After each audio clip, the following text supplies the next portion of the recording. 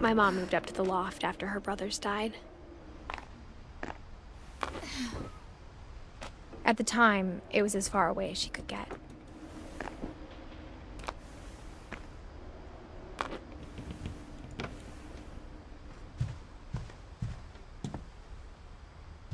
She spent a summer building houses in Calcutta, where she met my dad, Sanjay.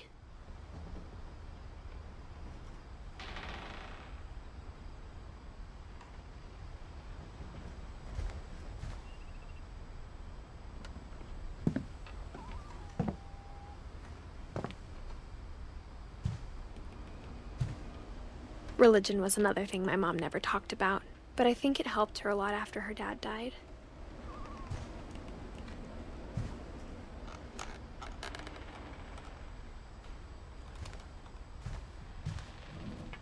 My mom moved to India a week after graduation and got a job teaching English. Louis was born a year later.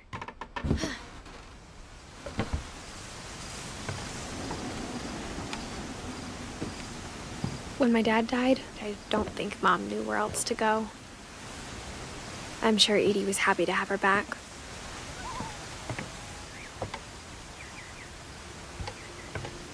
The house had to get a little bigger, but Edie was used to that.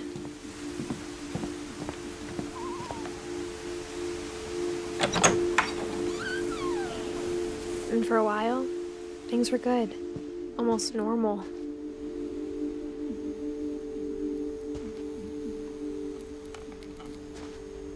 But it didn't last.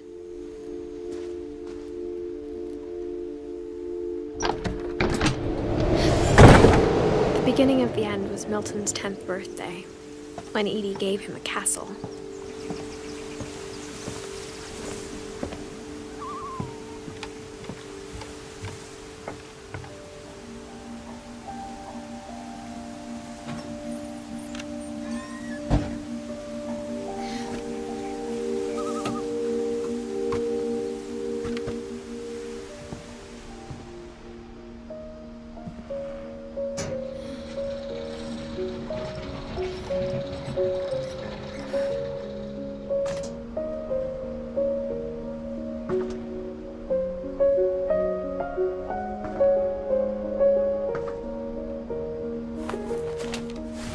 Milton Finch in The Magic Paintbrush.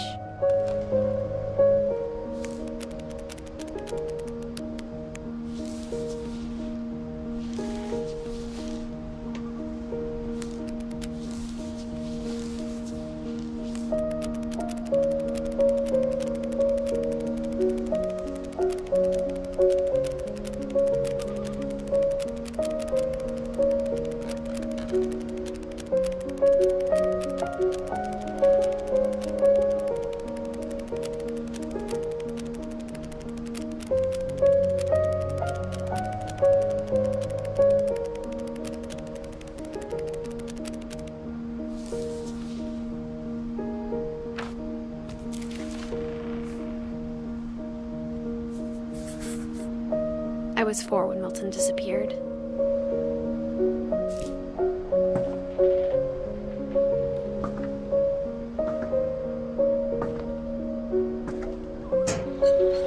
Mom spent months searching for my brother. Then she sealed the doors.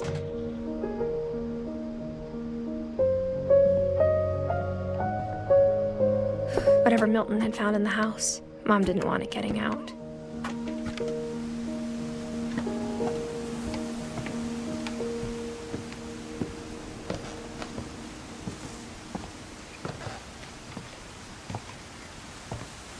Mom definitely blamed Edie, but I think Louis blamed himself. After he graduated, he just spent more and more time in his room, until Mom got him a job at the cannery.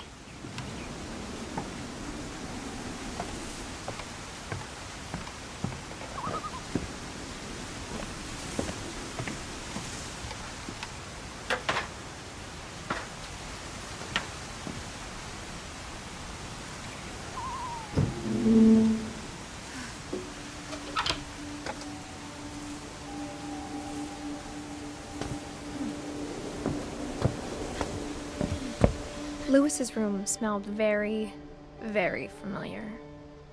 That part of him lived on.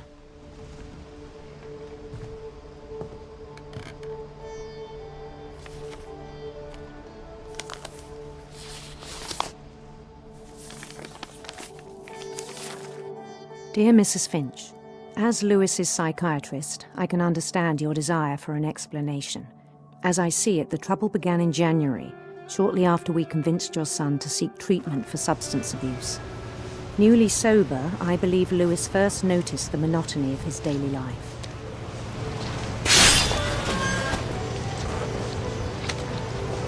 He kept working at the cannery, but he withdrew part of himself. In our sessions, I saw the same behavior. His mind began to wander. I asked him to describe it. He said he started small, imagining a labyrinth. He'd feel his way about.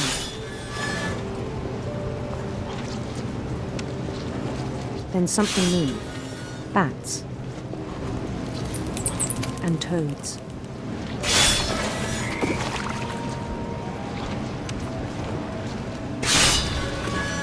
And things that have not names.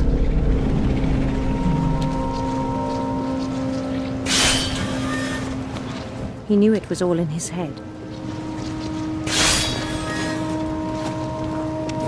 But he took it very seriously.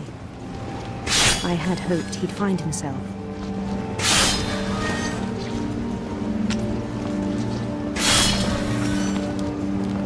But he found something more. I worried about him then, daydreaming at the cannery. I spoke with his boss, but he said Lewis had become a model employee, methodical, tireless, focused. Like a whole new Lewis. So I let him go on.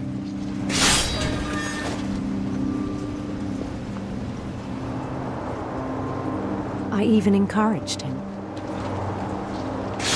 It seemed very promising at first. He told me he'd made a new friend.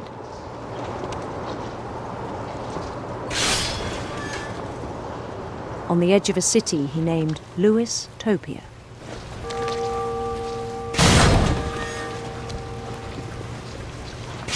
He built the city up slowly, brick by brick. Then he made musicians.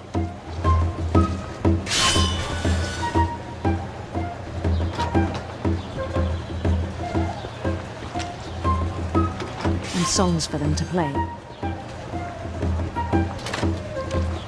He talked about starting a band. And he was always humming something. Every day his imagination grew stronger.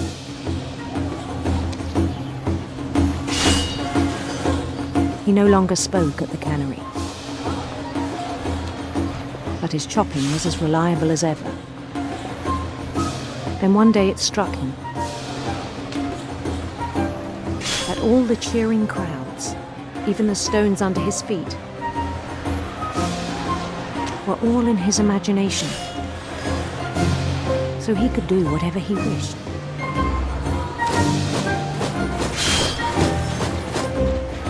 He held an election for mayor. And he won.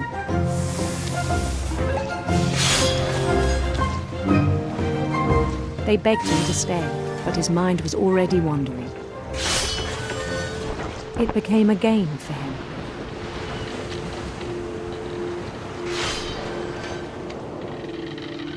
He'd conquer a city, then immediately push on.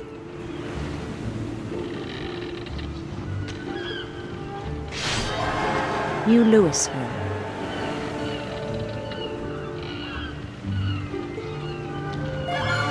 St. Louis. He started drifting away from our reality.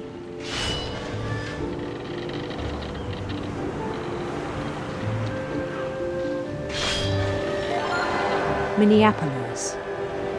Until one day he forgot to go home from the cannery.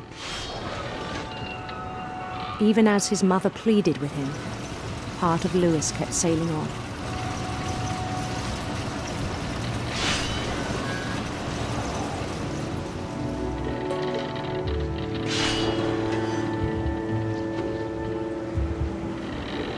In Louisburg, he heard rumors of a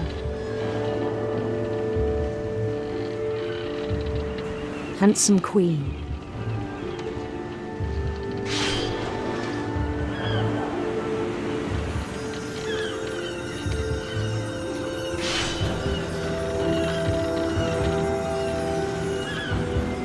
The queen was on her own quest for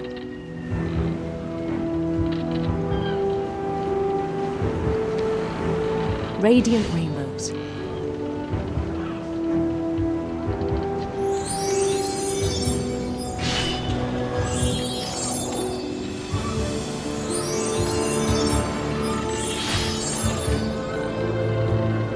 He followed the sound of her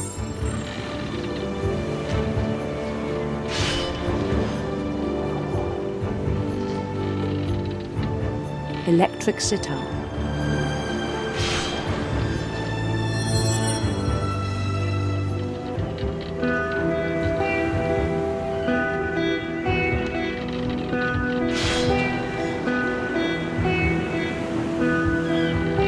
His chase led him to a golden palace east of the sun and west of the moon. Even then, his logic remained sound. He knew the world was all in his imagination.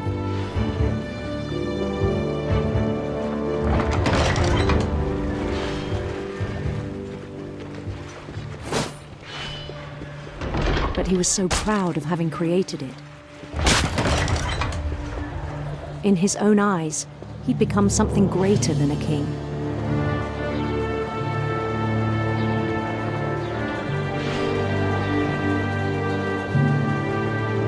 For someone who'd never known success in the real world, I think it was overwhelming.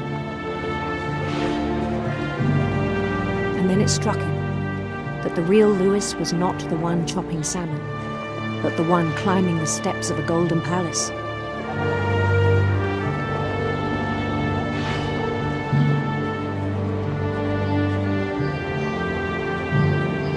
My imagination is as real as my body, he told me. It was hard to argue with him.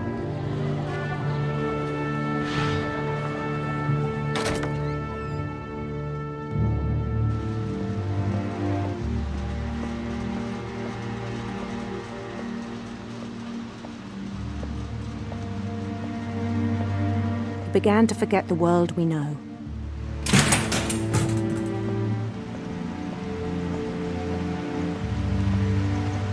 I think it pained him to remember Louis, the cannery worker.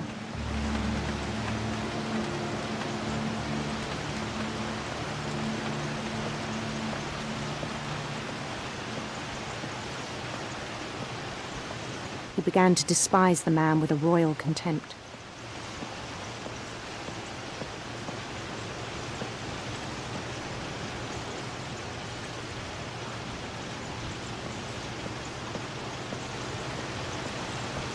I still thought I could save him. Even after he said he was being crowned king over all the lands of wonder. The palace would be packed with his companions.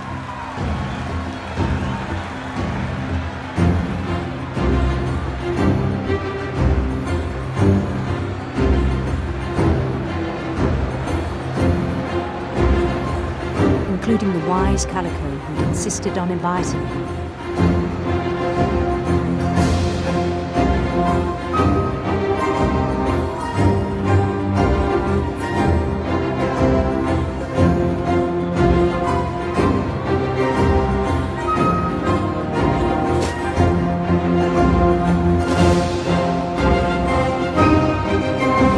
His queen waited, holding his crown.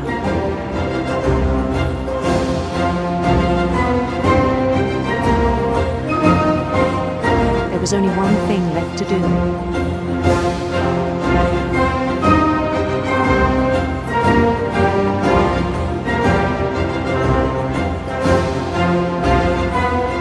Bend down his head.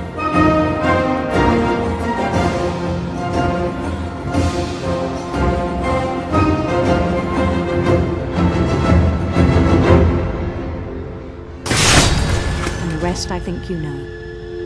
Mrs. Finch, your son was a kind man who will be missed by all of us who knew him.